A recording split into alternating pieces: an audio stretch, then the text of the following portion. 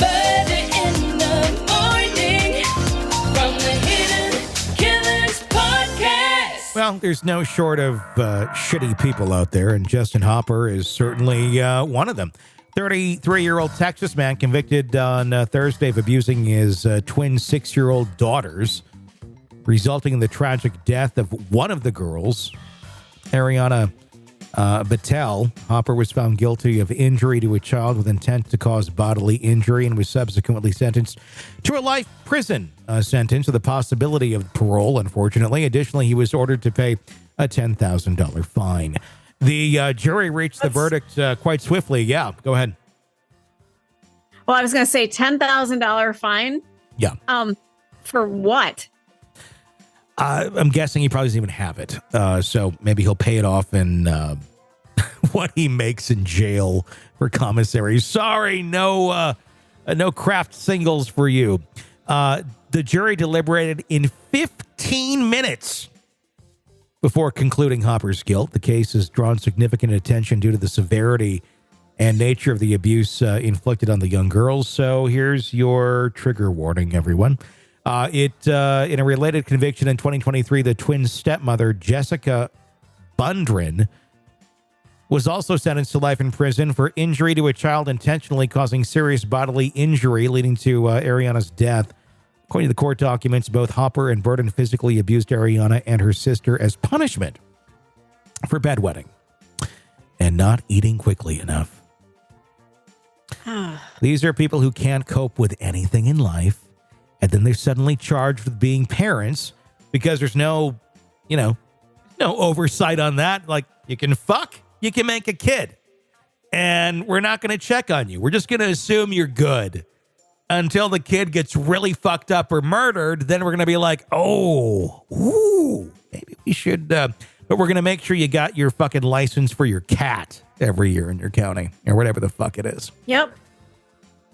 That's how we deal with things here in the good old US of A. Q Brooks and Dunn, everyone. I don't have it ready. Only in America. Did it on a hotkey.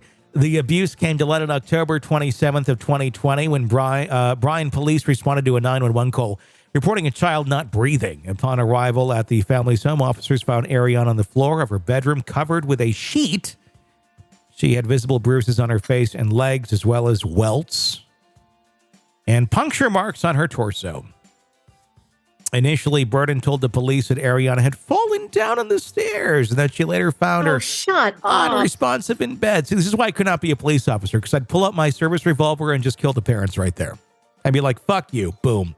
However, she later admitted to beating Arianna with a metal-studded belt and making her sleep on the floor as punishment for wetting the bed. Again, if I was in the questioning room, if I'm talking to these parents and they're admitting this shit, again, could not do it with a weapon on my body, because I would probably just take them out and take the punishment at the end of the day, going, well, what do you got, 5 years? I'll do 5 years for eliminating these people from the world. A forensic nurse who testified during the trial described this as the worst case of child abuse she ever encountered.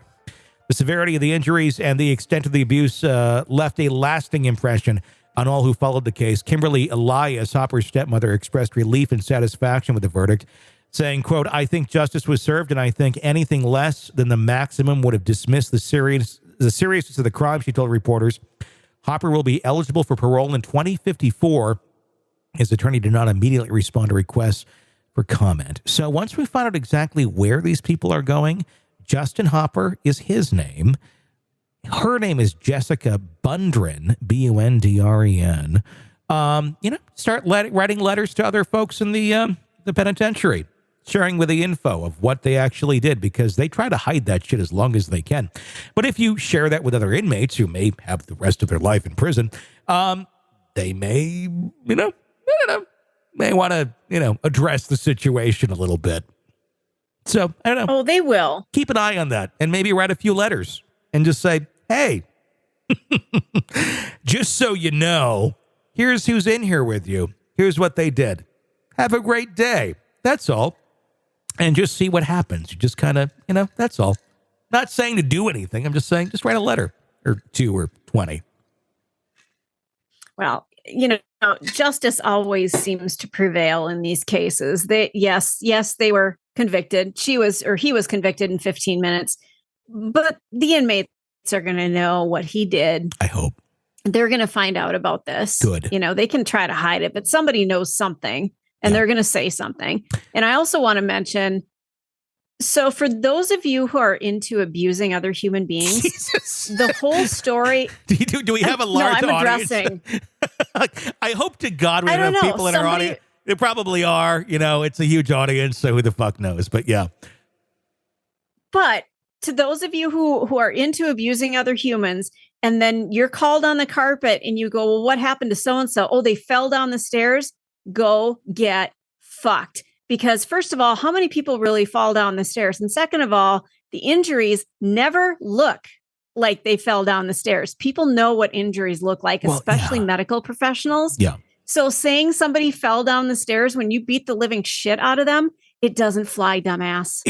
This is how stupid this is how dumb these people are. I mean, they think they can get away with this sort of shit. And it's like, no, you can't, because there are certain ways injuries look. You can get down to specific blood splatter patterns and determine things. Yeah. You don't get black eyes from falling down the stairs either. I mean, I'm just not typically. I hate that excuse. Not typically. I hate that. No. Oh, I fell down the stairs. I'm clumsy. Your husband beat you. Okay. Exactly. We figured it out. You wear shades every other week. It's not because you can't navigate the stairs. We know what's going on. Yeah. 1,000%. Yes. 1,000%.